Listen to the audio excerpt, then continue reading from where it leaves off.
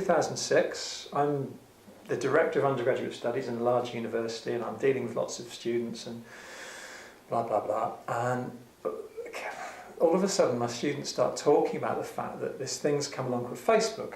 And this was at a time when you still had to be a university student to be part of Facebook. It was a really new thing and people were just beginning to explore it. And I was hearing a lot about Facebook. So I joined Facebook and it seemed interesting enough. But what struck me was the majority of our students were using it, and the majority of our students were using it at very high levels because I was a member of my university's community, and so were my students, so I could kind of see what they were doing. This is very interesting.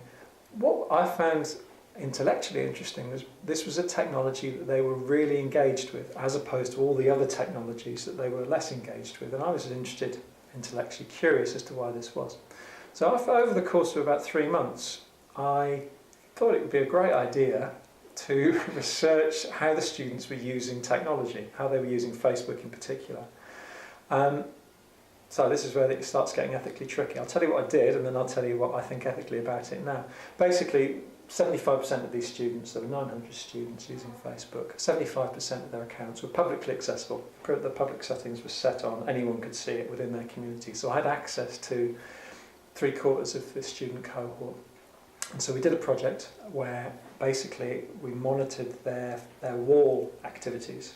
So what they were actually writing and communicating to each other on their Facebook walls over, I think it was a 9-month period, and collected a huge corpus of data of communication between different students. And then we analysed it in terms of to what extent were they interacting in terms of their education, their engagement with their university studies. Was there any evidence of actual learning taking place? What other kind of educationally related interactions were taking place? So I was very, very interested in terms of was there any kind of education within this activity amongst these students. Anonymised all the data obviously and did a really interesting study where you analysed the interactions and wrote a couple of really, I think, interesting papers, one of which is kind of one of my most quickly highest cited papers ever, caused a huge interest amongst the community. Really, really good piece of research. All good. That was 2006. I'm 100% sure I wouldn't do that piece of research now.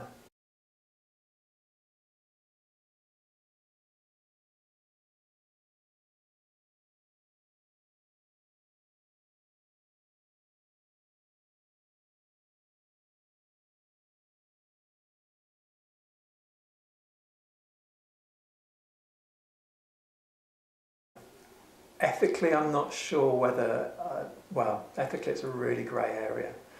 So in terms of informed consent, for example, at the time, I justified it that the students had set their Facebook settings to public. Therefore, they had given informed consent that actually ticked a box which said anyone can see this.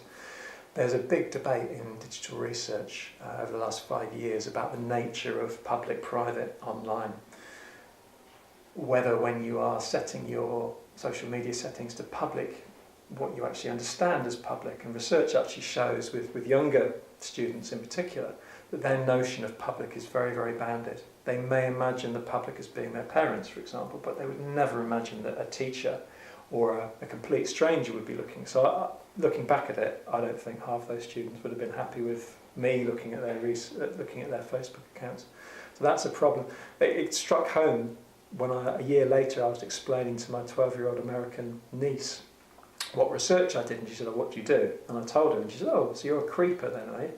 That was the first time I'd ever heard that phrase, and I suddenly thought, yeah, maybe that's not so good. So I think, yeah, I mean, it was a project which at the time, it was an opportune thing, the data were all there. I think I acted in an ethical way, and as I say, I don't think anyone was harmed.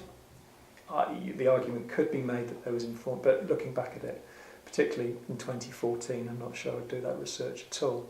But it's difficult because when you're researching online, I mean, this is a very burgeoning area of ethics now. And the Association of Internet Researchers is only just kind of come out with their second draft of their online ethics procedures. And it's a big debate amongst online researchers. And there are lots of researchers that still do what I did then and have no qualms about it.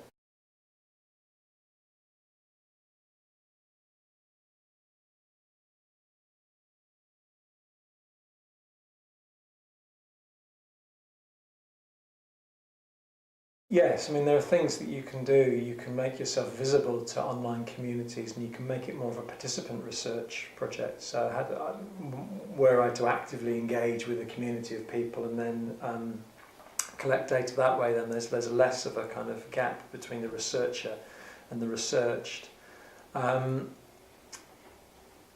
I think that one of the reasons I'm uncomfortable with it is because obviously I knew most of the students or was aware of what they were talking about when they were talking about courses. I mean, that's what gave the project its kind of fine-grained nature, because I actually was aware of the offline as well as the online context. So there was a very kind of deep understanding of what was taking place. And I don't think I would do the research on a community that I had no familiarity with whatsoever, which would obviously reduce those power imbalances.